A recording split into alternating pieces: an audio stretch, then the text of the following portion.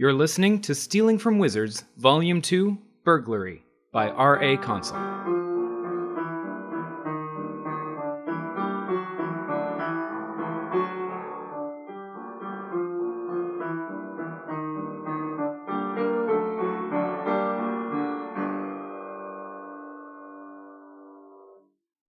Chapter 9. Heights. That's really high. Charlie craned her neck and squinted. Are you sure there's one up there?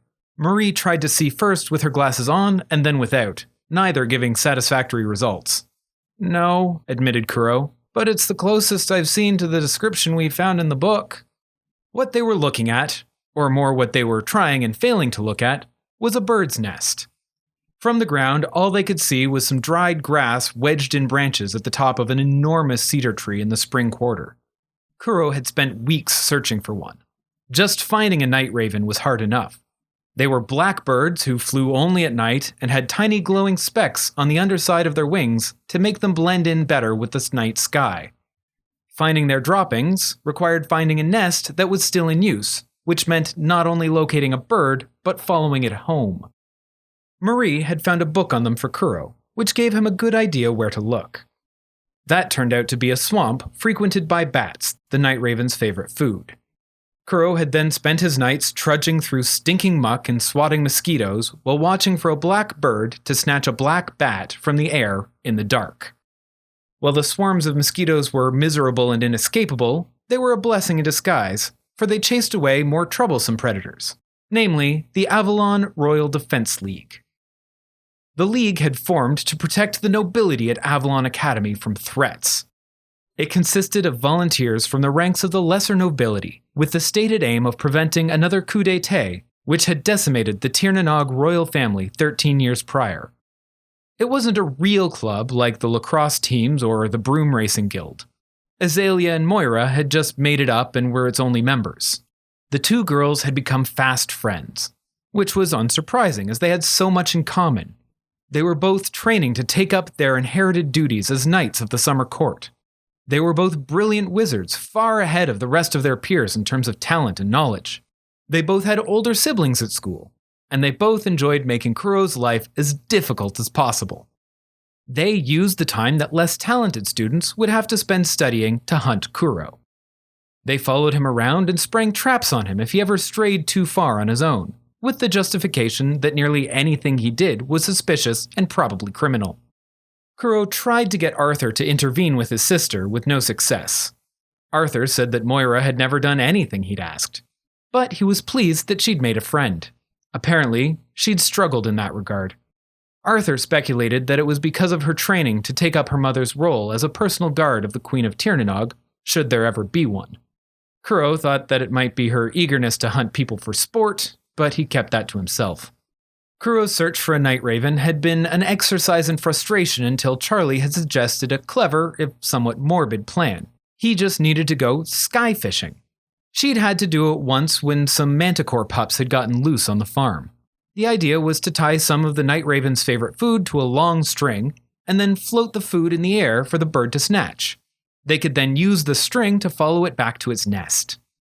Charlie was kind enough to do the dirty work, and she laughed at how squeamish her city kid friends were. Tying a dead bat that she'd found to a string and using magic to flap it around a swamp was nothing compared to the gross stuff she had to do at home. The second night out proved her plan. She got a bite, and after a lengthy run through the forest in the dark, the night raven landed high in a tree to the excited squawks of a baby bird. That was the tree at whose base the four of them now stood, having returned in the daylight to inspect it. It was the tallest around, as was preferred by nesting night ravens. The lowest branches cleared the tops of the trees around it, which Marie said were still taller than any she'd seen in the Blandlands.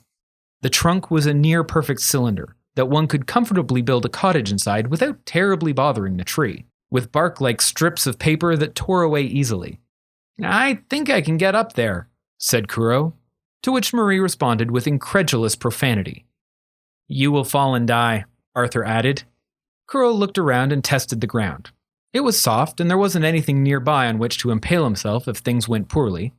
"I think I'll be okay. I'm pretty good at landing." Kuro was eager to prove himself, but he would have to wait for two unavoidable reasons. The first being that it was just after breakfast and he needed to be in the tree at night.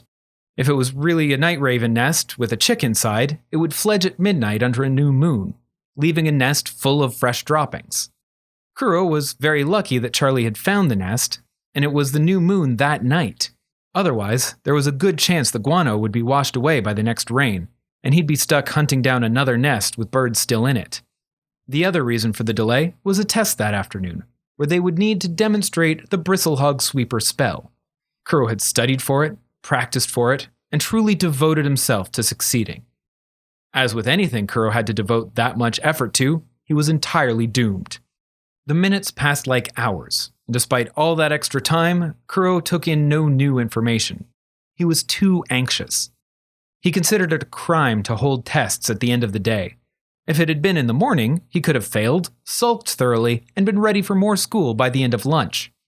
Instead, he wasted the whole day reciting the spell under his breath and reviewing the motions. Ms. McCutcheon had moved the desks aside so that there would be more space for the summoning. Everyone stood around the edge of the room to watch each other's work. Ms. McCutcheon said it was so that they could learn from each other's technique, but as far as Kuro was concerned, it was just a means to deepen his embarrassment.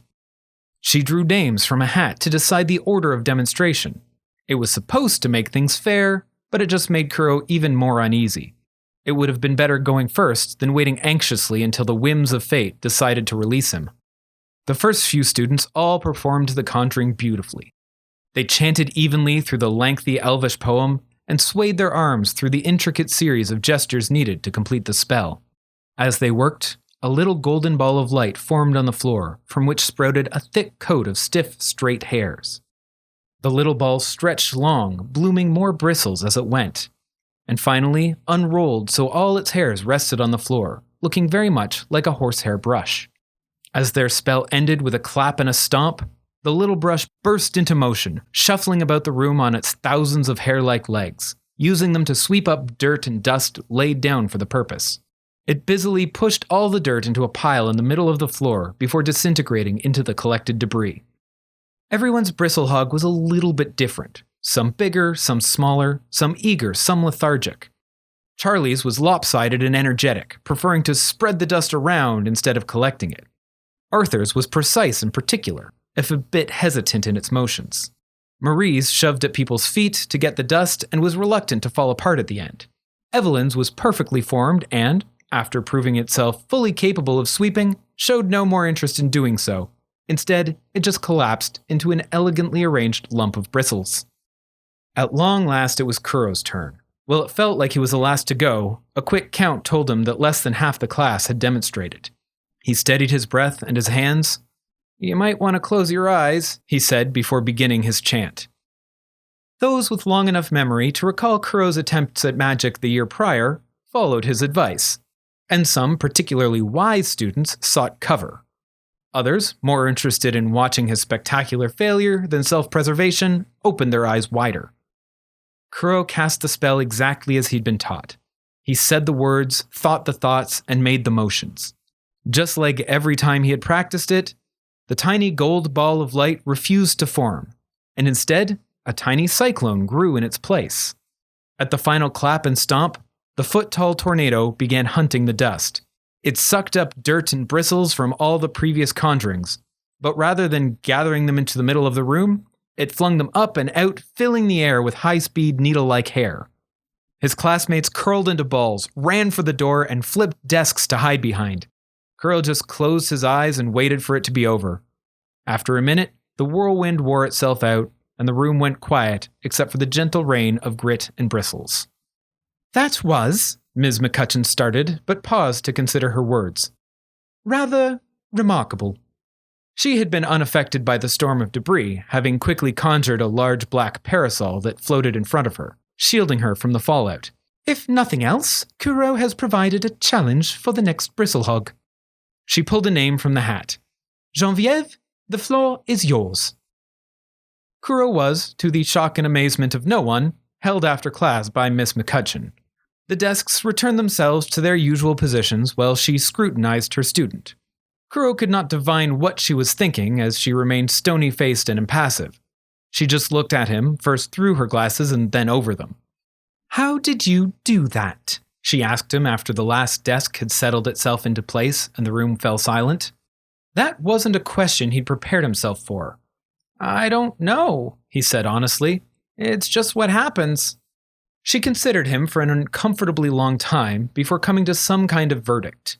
"Normally, if something like that were to happen in my class, I would assume the student was attempting some ill-considered prank." Kuro began to protest, but she held up her hand to quiet him. "However, I have observed a genuine effort on your part, and I believe this to be an honest failure." "Thank you," replied Kuro, not certain whether being found incompetent was better or worse than being convicted of shenanigans. "My purpose for keeping you here was not to interrogate you," she said, all evidence to the contrary. "It was to offer some encouragement." This seemed an unlikely and somewhat unnatural suggestion. While she was supportive, it was more in the way of marble columns. "Well, it is obviously preferable that you should successfully invoke all of the spells practiced this term. It is possible to pass the course without doing so." She gave Kuro a moment to ponder her words before explaining. "It is not uncommon for a student to lack the talent or capacity in conjuring, but the theory is critical to your future studies, and substantial marks are devoted to written work, etc." Kuro chewed on her odd flavor of encouragement for a moment.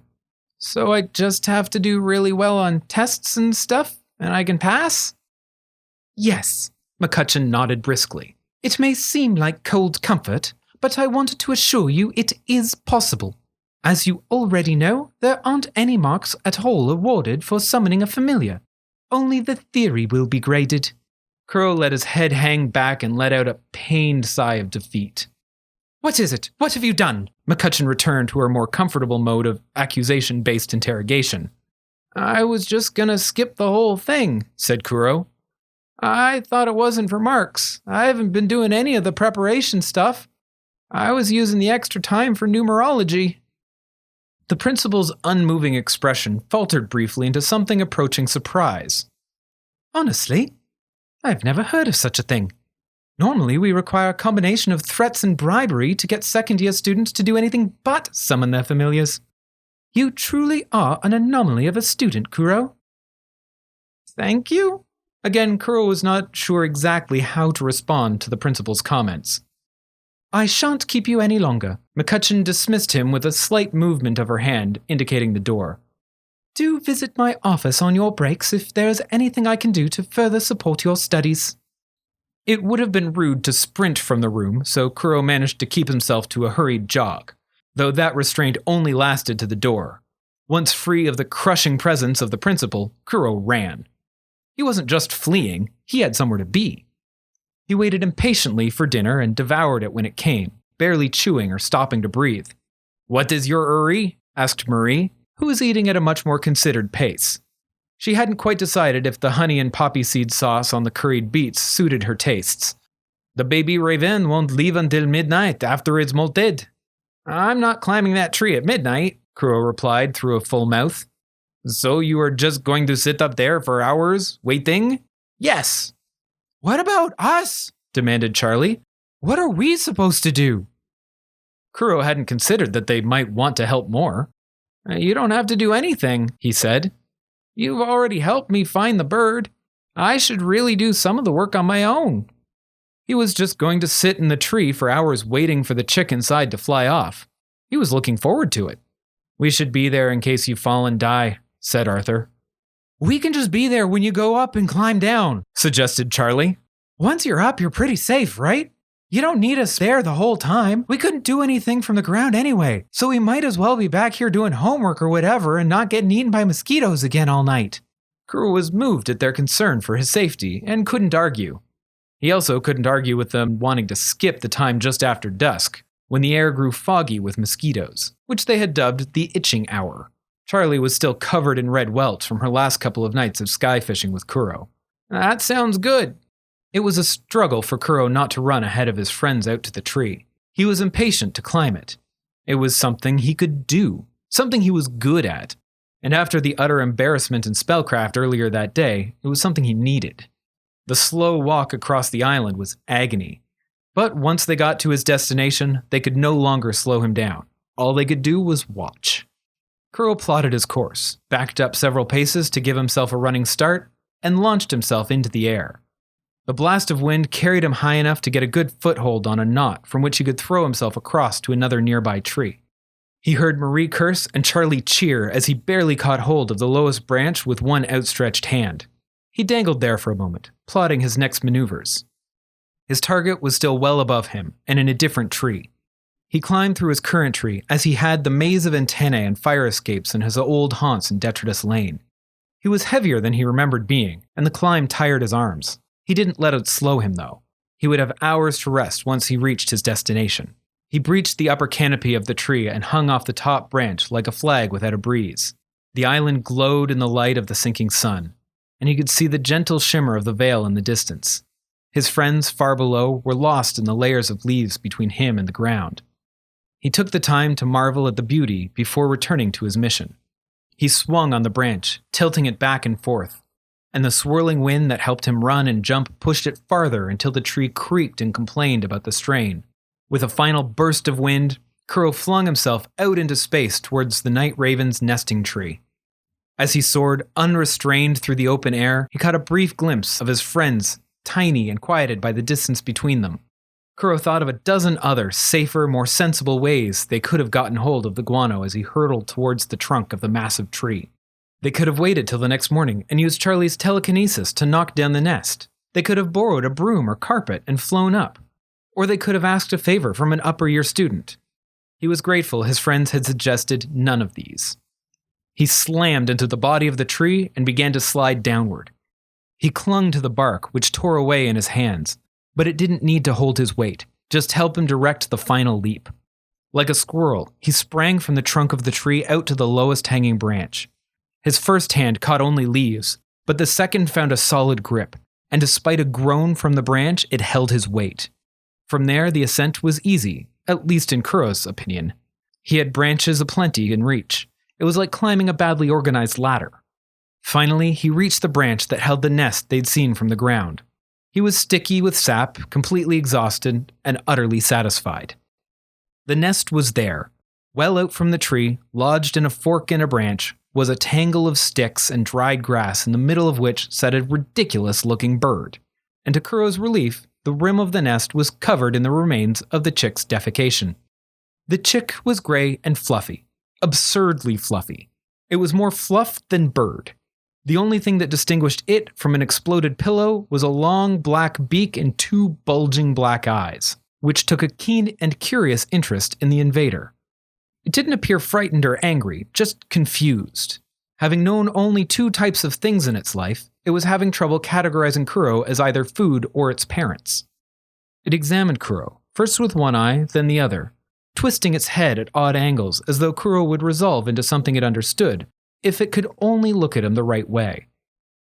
Kuro knew that the young night raven was going to have quite a night of learning. Its parents, who had been diligently feeding it since it hatched on the previous new moon, would not be returning. They would leave it to grow hungry on this night, which would trigger it to fledge and then leave the nest to search for food on its own. Or at least Kuro hoped he knew that. That was what Marie had told him. That's what the book she'd found said. Given how little Kuro trusted anything a wizard told him, in general, he wondered why he trusted it when they wrote it in a book. Kuro considered the possibility of raising the nest for guano before the bird left, while there was still enough light to see clearly. While the bird wasn't big enough to consider Kuro a meal, it was still just the baby. If the parents returned and took offense at Kuro's intrusion, their considerable beaks and matching claws could lead to a hasty and rather painful exit from the tree. He decided to wait. Kuro settled into a crook where the branch met the trunk. Not wanting to shout for fear of distressing the raven chick, he tried to signal his success by waving to his friends below. A few minutes of confused gestures later, he heard the faint sounds of either encouragement or admonitions and saw their tiny forms wandering off. He hoped that meant they'd understood and he'd see them back at the base of the tree near midnight. Kuro watched the bird, and the bird watched Kuro. He conversed politely with it, apologizing for the intrusion, explaining his situation, discussing the weather and asking how the bird felt about life so far. The bird added warbles and squawks occasionally, but mostly just stared. Night settled over the island. It was a moonless night, and cloudless as well. Stars filled the sky, flooding it with a sea of twinkling specks, which shifted and drifted as their light passed through the veil, as if caught on waves. Kuro had never taken the time to really appreciate the night sky on the island. It was so much clearer on Avalon than in Bytown. But he was always in the lodge beneath the trees at night, so he never properly saw the stars. He promised himself to correct that in the future. It was hard to judge the passing of time in the darkness of a moonless night. The best sense of it he could get was from the regular complaints of the night raven chick. Just after dark, it had started to croak every few minutes, probably calling for its parents to feed it. Those croaks grew steadily louder to become agitated squawks, and then fevered cries. It thrashed around in its nest, digging for scraps, and, finding none, became frantic. Kuro felt for the bird. He, too, had been alone and hungry before. He wanted to feed and comfort the lonely chick, but he had no food to give. While the chick appeared abandoned, it had one thing that Kuro hadn't: parents who cared for it. While they would not feed the baby, they were still around. As the chick grew agitated to the point of a screaming panic, Kuro could hear the cries of its parents calling it out into the night to join them. In a fit of hunger and desperation, it raised itself up and spread its wings. The gray down fell from it like dirty snow as its full flight feathers filled in. They were almost invisible in the black of the night, but for the tiny specks of light that streamed down the wings like falling stars. It stretched out its new wings, and with a final cry, it took flight. It dove out of the tree into the dark of the night and was gone, leaving its nest forever. Kuro climbed slowly out of the abandoned nest, feeling his way along the branch. He carefully scraped the foul excrement into a jar he'd brought for the purpose, placed it in a drawer in his satchel, and started his descent. The journey down was much more cautious than his climb. Kuro's limbs were tired from the initial ascent and stiff from sitting wedged in a tree for hours. The dew had settled, making the branches slick and hard to hold onto. Also, it was so dark he could barely see his hand in front of his face. He reached the lowest branch of the tree and was rather disappointed to find that his friends had not yet returned. They were supposed to be back, partly to witness the event, but mostly to shine a light. Kuro was quite confident in his ability to land safely from any height, but that only worked if he could see where he was landing. The space beneath him was an inky void. Kuro was annoyed that his friends were late. He was cold and tired, and while it was a very nice tree, it was quickly losing its appeal now that he was trapped. He tried to soothe his upset by explaining to himself that there were several good reasons they might be late. For one, they might not be late at all. The book had said that the night raven would fledge at midnight, but it didn't exactly have an alarm clock in its nest. Also, there wasn't a timepiece in Autumn Lodge that kept time properly. Maybe they'd just chosen a particularly unreliable clock. Even if they were out in good time, maybe they were having trouble finding the right tree. It was quite dark, and the forest looked different at night. Kuro found the best spot he could to settle himself and waited for the arrival of either his friends or morning, whichever came first. Thank you for listening to Stealing from Wizards. If you liked our show, please consider rating or reviewing on iTunes. If you want to support this podcast or just can't wait for the next chapter, the full book is available on Amazon, Kobo, and Indigo.